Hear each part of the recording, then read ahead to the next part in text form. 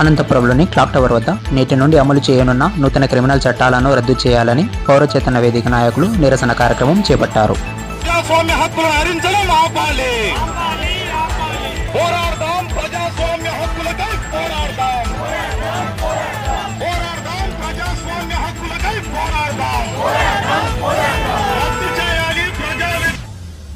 ఈ కార్యక్రమంలో పౌర చేతన వేదిక ఇన్ఛార్జ్ గోవిందరాజులు గారు మాట్లాడుతూ IPC, CrPC, Indian evidence act స్థానాల్లో బిఎన్ఏ భారతీయ న్యాయ సంహిత, బిఎన్ఎస్ఎస్ భారతీయ నాగరిక సురక్షా సంహిత, బిఎస్ఏ భారతీయ సాక్ష్య అధినియం చట్టాలను చేయనుందన్నారు.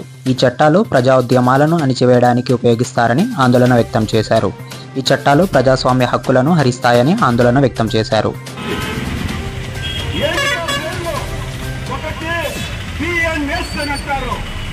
భారతీయ న్యాయ సంహిత అంటున్నారు.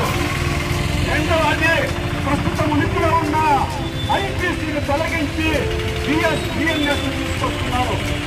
మరొకటి వారు తీసుకొచ్చింది బిఎన్ఎస్ఎస్ అంటున్నారు. ఏమిటా బిఎన్ఎస్ఎస్ అంటే భారతీయ నాగరిక శిక్షా సంహిత అంటున్నారు. అదే ప్రస్తుతం ఉన్న సిఆర్పిసి చట్టాన్ని రద్దు చేస్తుంది. మరొకటి వాళ్ళు చెప్తున్నది బిఎస్ఏ అని భారతీయ శిక్ష అధినియం అంటున్నారు. అది ప్రస్తుత ఉనికిలో ఉన్న ఎవిడెన్స్ యాక్ట్ రద్దు చేస్తుంది. ఈ చట్టాలను ఎందుకు తీసుకొచ్చారనే విషయానికి సంబంధించి ప్రస్తావించే ముందు ఈ చట్టాలను ఎలా తెచ్చారు? ఈ చట్టాలను తెచ్చే ముందు 140 కోట్ల మంది ప్రజల యొక్క దైనందిన జీవితంలో ప్రతి క్షణంలో ప్రతి రోజు వాళ్ళ జీవితంలో ముడిపడి ఉన్న అత్యంత ప్రధానమైన 3 చట్టాలను రద్దు చేసి వాటి స్థానంలో 3 కొత్త చట్టాలు తెచ్చే ముందు మోడీ ప్రభుత్వము ఎలా వ్యవహరించింది? ఈ చట్టాలపైన ఎక్కడా చర్చ జరగలేదు.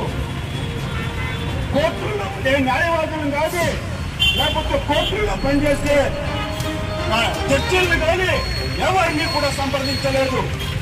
అంతెందుకు కేంద్ర ప్రభుత్వంలో ఉంటే న్యాయశాఖ కూడా ఈ చట్టాలకు సంబంధించి ఏ మాత్రం కూడా దాని యొక్క ప్రమేయం లేదు.